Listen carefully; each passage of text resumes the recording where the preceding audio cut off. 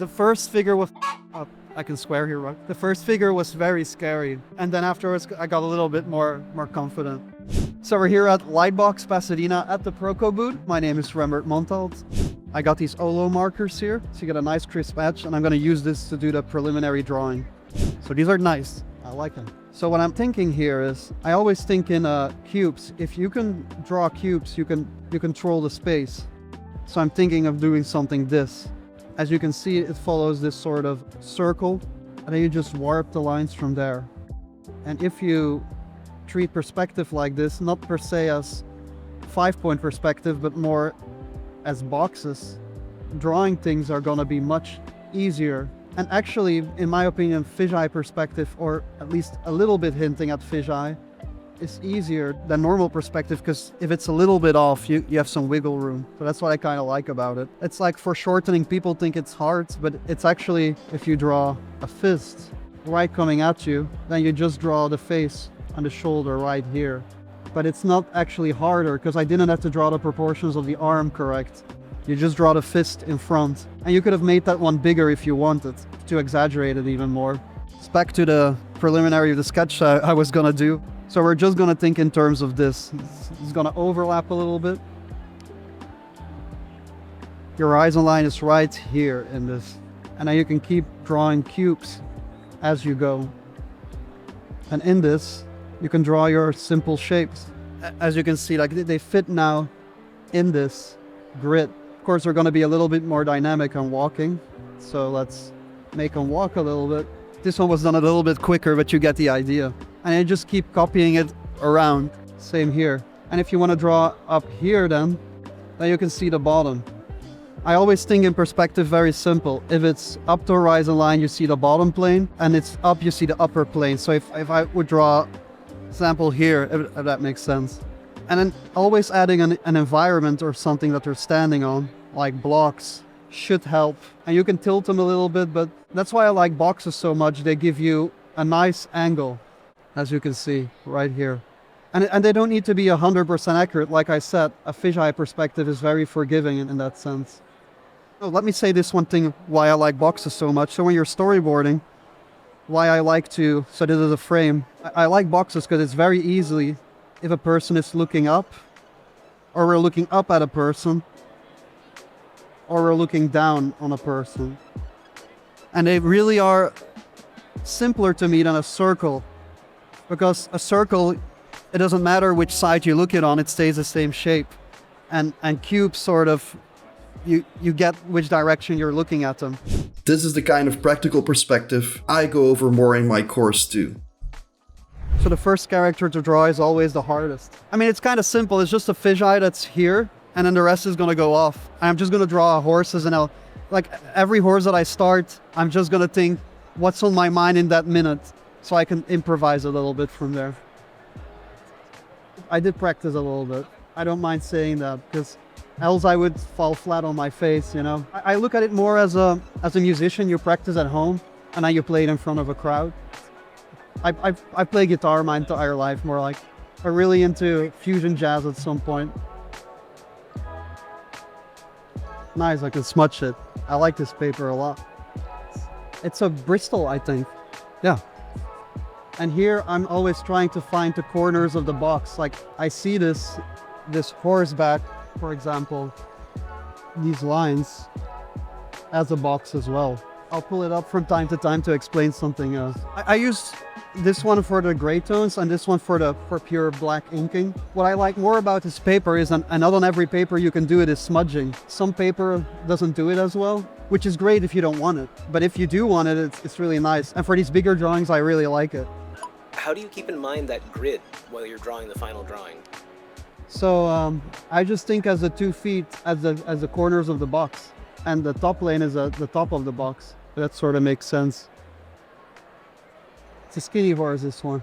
I'm just focusing on the... See, but every line, I mean, if you follow it to the point, it's going to be a stiff drawing, so you can deviate a little bit from it. So these things are the sort of the corners. Thanks for asking questions. I like it.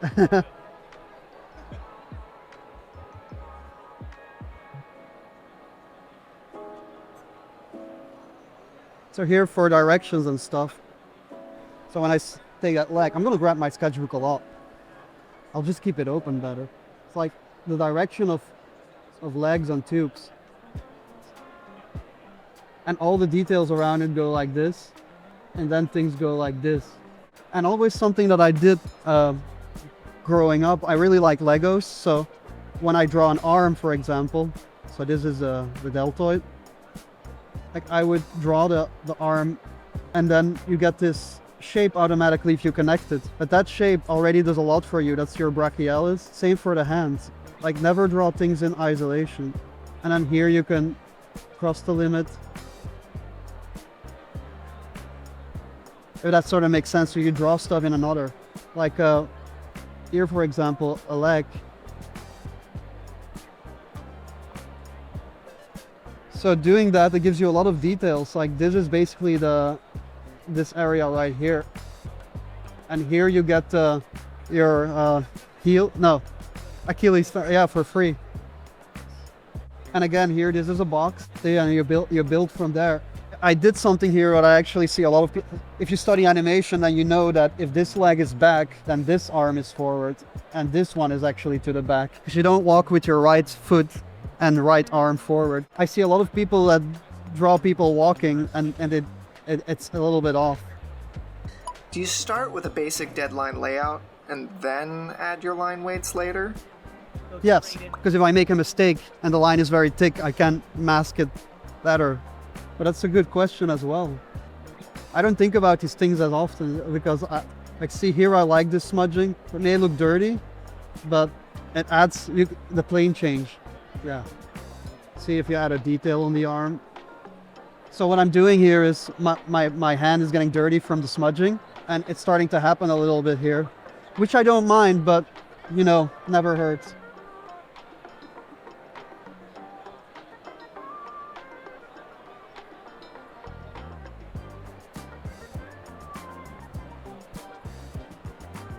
See, like you can sort of paint with it as well. I could tell a story of how I recovered this sketchbook actually. I lost it 2 weeks ago in Belgium at a bus.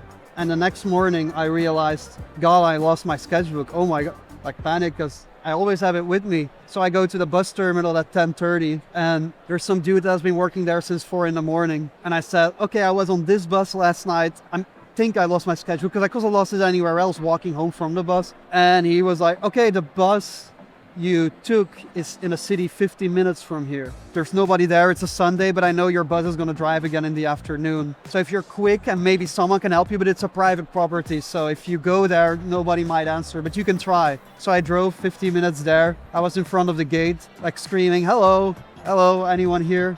Nobody. I tried to press the buttons at the gate, but it was like a code or something. Because it's like a station where they charge you electric buses. Nobody. And then I look at that fence and I'm like, I can climb over that, you know? I think I can. So I climb over it, even though it said private property, don't enter.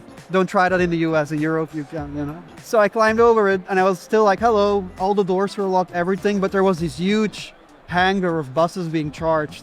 And the guy gave me the paper with the number of my bus from the previous in this different city. And suddenly I saw the bus in front of me matching numbers. That's the bus. So I go in, the bus was open, and I find it in the back seat. I run out, throw it over the fence, climb over it, and I just drive away. So the guy that's on the security camera is more like, what happened here? That's what I do for my sketchbook. Yeah, it was just finished. So I was like, no, not now. So here I really like that you can smudge it around for the texture of that stone. And to really always nail something to the ground, overlap always creates depth. The more you can overlap, the better. Who are your biggest influences? Like, who are you looking up to these days? I think the influence is pretty obvious, you know. Sadly, Kim Young-ji is gone, you know. But other than that, a lot of American, like old American comic book artists like Albert Dorn. Who else? Alex Raymond, Hal Foster. I really like him too. The good thing is when you have a lot of time, you can start adding all these little things. Normally I don't do them that often. So right now I'm adding the line weight more. like a nice thick line on the top. Shouldn't be afraid of making very thick lines. So I do paint a lot with my pinky supporting, so I can get a sharper edge, if that helps. But I only come in later because I feel more confident on the line, you know? See, now that feels like a really nice thick line. And I think that's something that I see in a lot of people that try to draw. They don't make the lines thick enough. They're kind of scared to really commit or to really push it. Are you thinking about lensing at all? It's a fisheye. It's more like a 30 millimeter, 17. Like a 70 or an 80 is like super wide. So this is more of a 20, I guess, because there's a little bit. Like this is more of a flat. This would be like a 50, 60, 40, 30, because there's a little bit, but not that much. And this would be the Watt-Satellite. That would be like a 25 again or something. So yeah, I drew the first one is the hardest one because it establishes everything. So that's why I spent a little bit more time on it. If smudging is something that's annoying to you, then I would start left and go right. But I guess I just started in the center, so. I like to get better at stylizing, but not in a cartoony way per se, but in a more realistic way, better shape designs. That's something I'm really trying to work on. It's like the flow of the gesture and stuff. I started out studying animation. I still do animation. I'm a storyboard artist. I make like animatics and stuff. And I really like storyboarding because it's the only job in the industry that you can draw a lot, characters interacting in your own style, because a storyboard never has to look like the finished product. So that's why I like it. I got to draw not what I want, but how I want it. So every job I can find something fun in it, because I've never drawn, not spoiling anything. Like there's certain things that I don't draw typically, and storyboarding makes me draw them. And I get to animate it like key poses, and sometimes I take it very far for my own fun. I think animation is the best thing you can actually study, because later on you can still do anything you want. But I think it's a good base, because it's better to learn how to draw 100 arms in a week than to render an arm for a week and then wonder why it looks bad, because you get a lot of repetition. It is a little bit more stylized, but if you start from a good basis of realism, and you can even still add that on later on. So if you study animation and then take the Proko course, and you got a lot of gesture already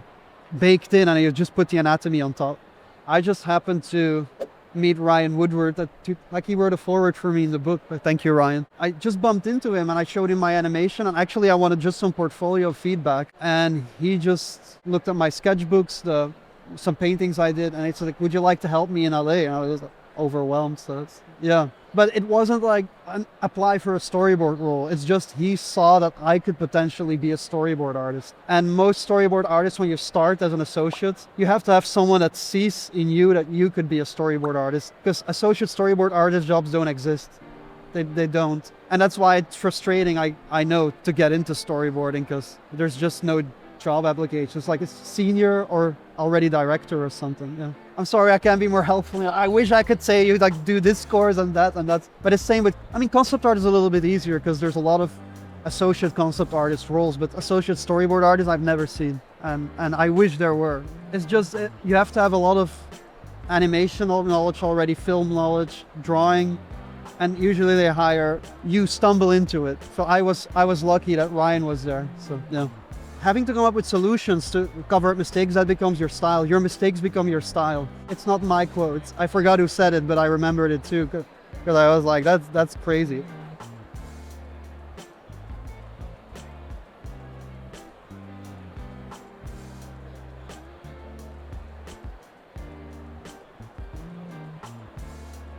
Was there a specific fundamental that you dedicated time to, and once you were done practicing, if not like, wow, now I'm liberated, I could do more than I thought I ever could?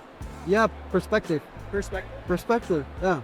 Marshall's perspective course, please. My teacher, David, he never did a live drawing session in his life. And I was, it's very handy. I like doing it, but if you can't, it's okay. You can just learn anatomy online, or preferably Proko. It's a great course, very well produced. I'm not saying that because I'm biased, I am, but it's a great anatomy course, so yeah. In 2014-15, when I met Kim Young-ji, but I wanted to know, how does he observe things? How does he analyze it? First see and understand it from every form, from every angle, and then draw it. Like this horse head, what would that look like from the bottom or from the top or anything? So when you see a shape, try to envision it from all sides, like if the camera is moving around it. It's just the basic shapes anyway. Like a sphere, a cube, cone, everything is made out of those. So if you understand those, you can pretty much draw everything. And if you don't know how to draw it, then you just guess, like whatever, you'll get there. When you draw big, you just have to step back a lot. I think, yeah, if you step back enough, it's the same. So if I was drawing this much bigger, then I would be stepping back every like minute or so to see how it relates. Because now I can see the entire paper. This is actually very lovely. I have a lot of time. Normally I would be a little bit more stressed, like, oh, I only have an hour to do something. So try to draw a horse here, like a really bigger one, and you can feel it vanishing into space a little bit more. If I'm traveling, I give myself like 5 minutes, and I usually only draw the things that I don't know. Because if there's people, I don't draw them, because I can look at people around here and add them in that drawing, because the perspective is there. But if there's something specific, like a 1924 typewriter, I don't know how to draw that for imagination. So if that is in the scene, I draw the typewriter first, for example. I don't think it exists anyway, like real life. You always interpret it. For example, when I did this one, so I did this more the camera up, but I chose to do it a little bit more down. But I draw the perspective first. So before I go stand in that corner, I think about what I want to do and where I want to place them. And then I do these very little light lines, and then I place it in them. And then afterwards, like, they weren't frozen in those poses. So I add them later. I mean, I gave them high heels, they didn't have them. Creative liberty.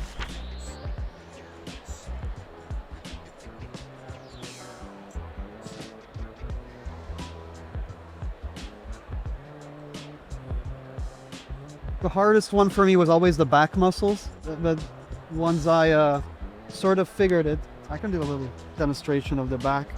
So but once I figured it, actually, you don't need more, that's it. That's already enough to indicate a back. So how I learned anatomy was basically with so if this is the front, let's do the front. These ones, so you have the acromion to the sternum, and then you can connect, like from these landmarks. And here's a little one that rarely gets drawn. And then here below, like on this line as well. And then the Greek arch. So all these landmarks. And then here the pubic area, right? And you have the glutes. But all these, but you get, like, that's how I learned. Like, I took everything from just like a map, and then have these points. I mean, I didn't study this myself. It was my mentor, David. Like, credit where credit is due. You cannot find him online. He doesn't post nothing. It's so weird. Like, it sounds like I made this person up sometimes because he doesn't have anything, but he really exists. It's David Alvarez Mena, but you cannot find it. I already told him like 1,000,000 times, upload your work. He's not interested. He does watch Proko. He introduced me to Proko in 2014 or 15, way back. Yeah. And he said, this guy teaches anatomy well. What's the thing you struggle with most with your art? Anatomy, yeah. That's still my biggest struggle, I would say. That's why every 3-4 months I go back to Dave and I say, can you explain me again how the scapula works, and you have the spine of the scapula and all this. He explained that the scapula looks like Africa. So here I am actually, because I'm kind of scared. So I'm looking for those landmarks, like the map, like the back. Like for example, let's approach it as our cube, about where to draw this horse. That sort of makes sense in a little bit. Sometimes when I explain these things, if I make a mistake, I'm like, oh, I don't know what I'm doing. See, I'm adding more cubes to get the perspective going. See, like the more I go, the more confident I am to go darker on stuff. It's like, that can be darker. After a while, it becomes more painterly, actually, than I'm drawing. And I personally don't think there is any difference between painting and drawing. To me, it's all the same. And whenever people think it is different, I think it's going to hold them back, because you have to think the same way as you're painting when you're drawing. Yeah, to me, painting is just color. Values, the drawing itself, shape, design, composition, it's all under the umbrella of drawing. So for me, this is the same as paint. If I were to paint this, I just take markers and I'm actually painting, in a way. Because all the shapes are there. It's gonna be it's going to be much easier to paint it when the drawing is good. But like I said, for me this is still drawing, like adding these shadow shapes, but it could also be painting, so it's kind of ambiguous, the term.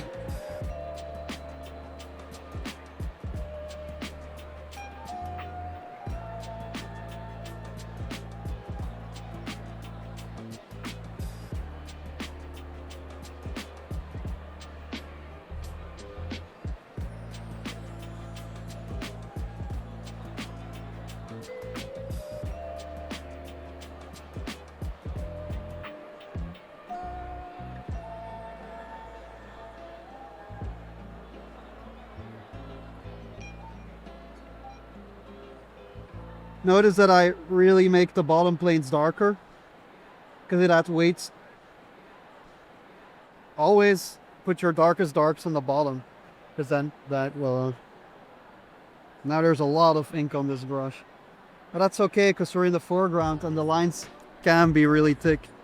See, because I set up all these small shapes here, now they read as like, you can feel like a depth going in. Everything that's closer to you has thicker lines, and the contours of shapes have very thick lines. Like I wasn't afraid here with the panther here to give it a very thick line because it's close to us. Plus I was trying to mask that I was covering the horse, but...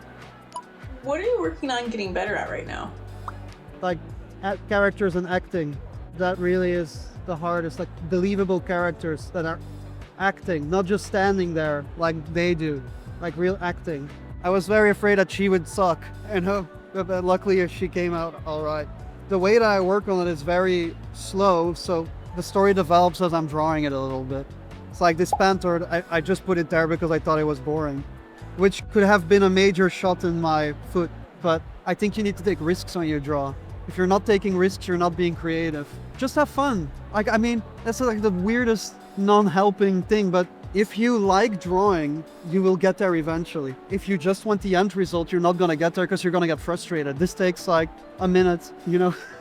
So I think just having fun, and whatever level you're at, don't worry, don't look at what you see in museums or Instagram, whatever. I mean, dude, look at it as inspiration, but if it gives you anxiety, then stop looking at it. Like really develop, the whole universe is based on simple shapes. When you're practicing perspective, make an artwork in perspective. Don't just, even if it's just a practice, like always try to put something into it that's fun to you. Just draw what you love, and then you will get better over time.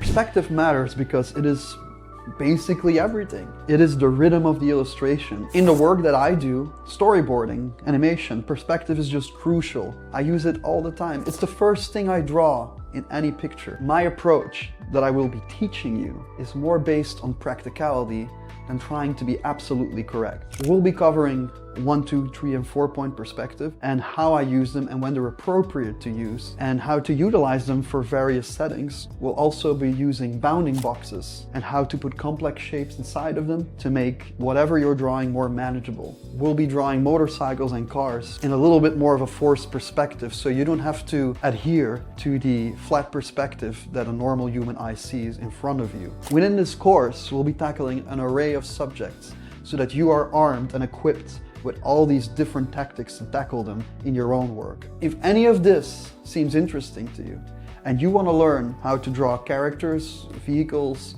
in perspective, visit proko.com/practicalperspective, and I hope to see you there.